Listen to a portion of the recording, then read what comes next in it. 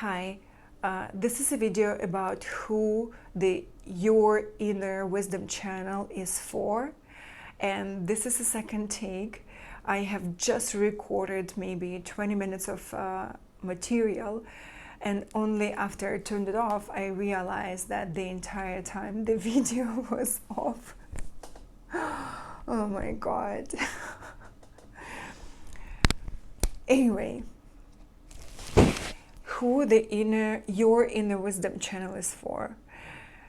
This channel is first and foremost is for people who look to get to know themselves better, for seekers who are looking for the truth, who are looking to discover more about themselves and the world around them.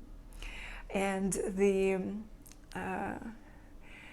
the way that Your Inner Wisdom channel can support you on this quest is by sharing ideas of other people, or sharing the little bits and pieces about how I got in touch with my inner wisdom, or about other people who were on the same quest, on the same path, how they got to know themselves better. And the example that I gave in the previous video, actually there were a couple of examples. The first one was about the moment when I felt, when I realized that everything, like every reaction, every comment in a conversation I was given was completely fake and made up. And that actually happened 10 years ago, like almost to the day, exactly 10 years ago, shortly after I moved to Istanbul to head the representative office for the hedge fund that I was working for in New York at the time. And I met up with a classmate and a friend of mine and a friend of his in Istanbul. And we were just having great drinks in a beautiful place, and we were just having a casual conversation. And in the moment, I just had this realization, I just given them like some comment, like just some phrase to keep the conversation flowing, nothing special. But what I noticed is that it's completely fabricated. It had nothing to do with me. I just had this kind of toolkit, this package of 300 something clever reactions, or cool reactions, or goofy reactions, of like basically how to fit in and how to be adequate in a conversation with classmates, in a conversation with girlfriends, in a conversation with mom. So in that moment, I was just completely shocked to realize that I never, ever react to anything authentically. And in that moment, I even stopped drinking. And that was a rare moment.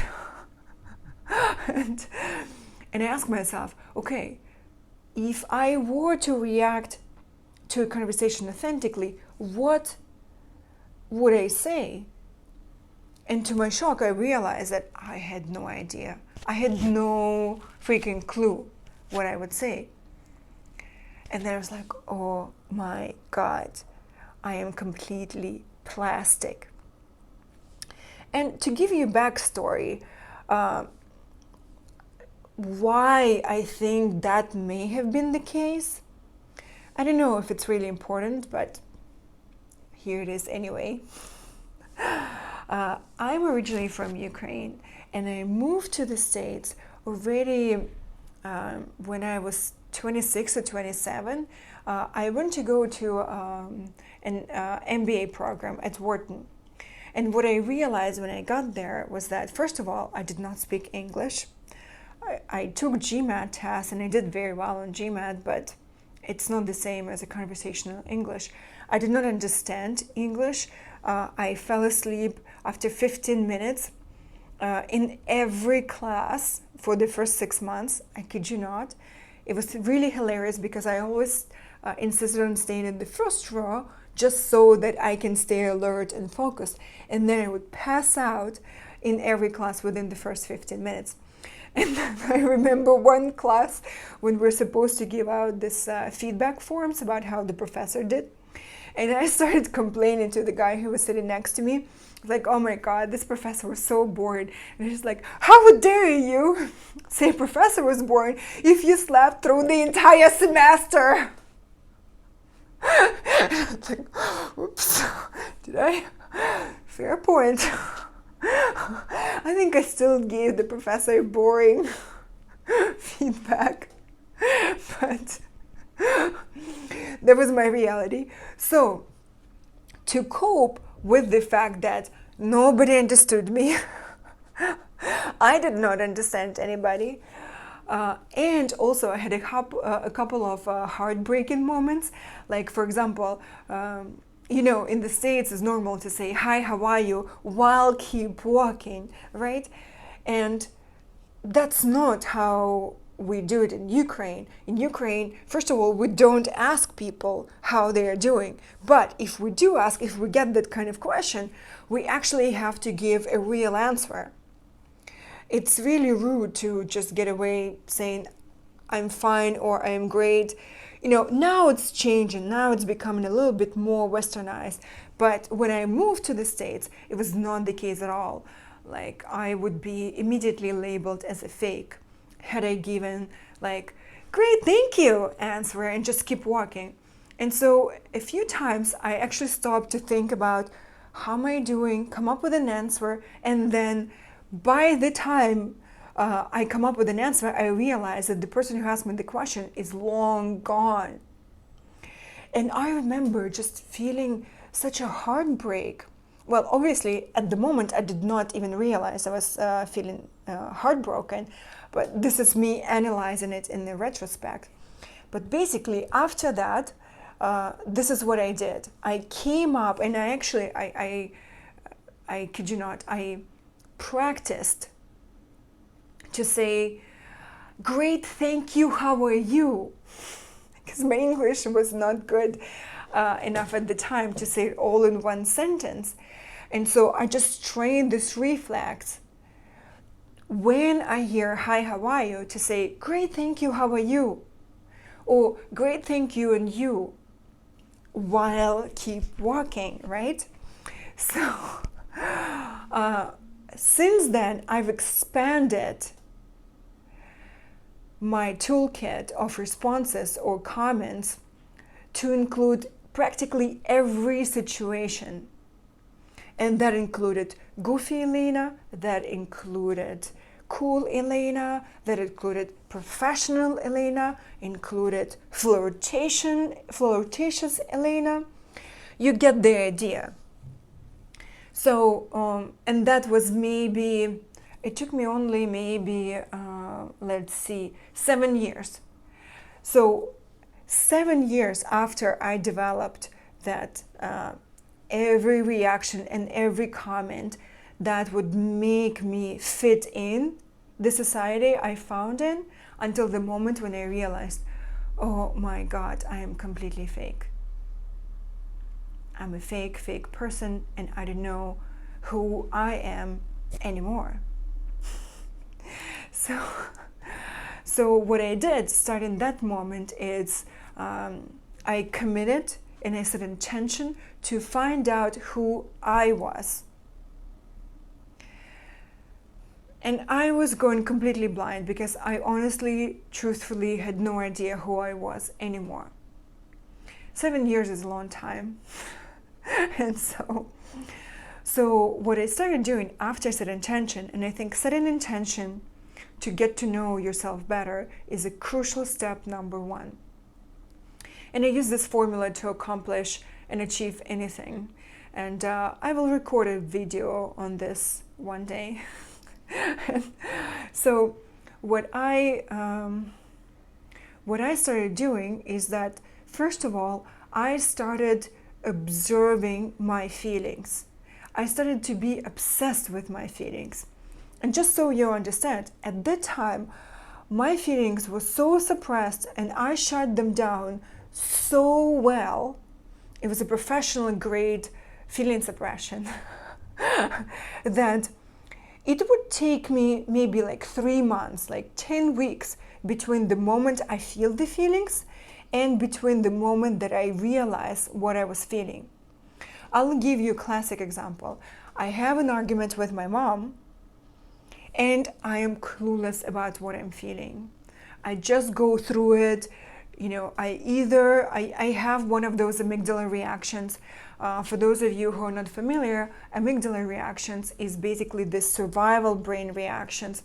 When we feel that our life is threatened, our adult brain gives way and gives the steering wheel to our survival brain. And our survival brain has only limited number of reactions, and those that typically are fight, flight, or freeze. So none of what we have learned or progressed to has anything to do with it. It's just purely this primal brain. So we either attack and start yelling at people, this is what I used to do a lot, or shut down,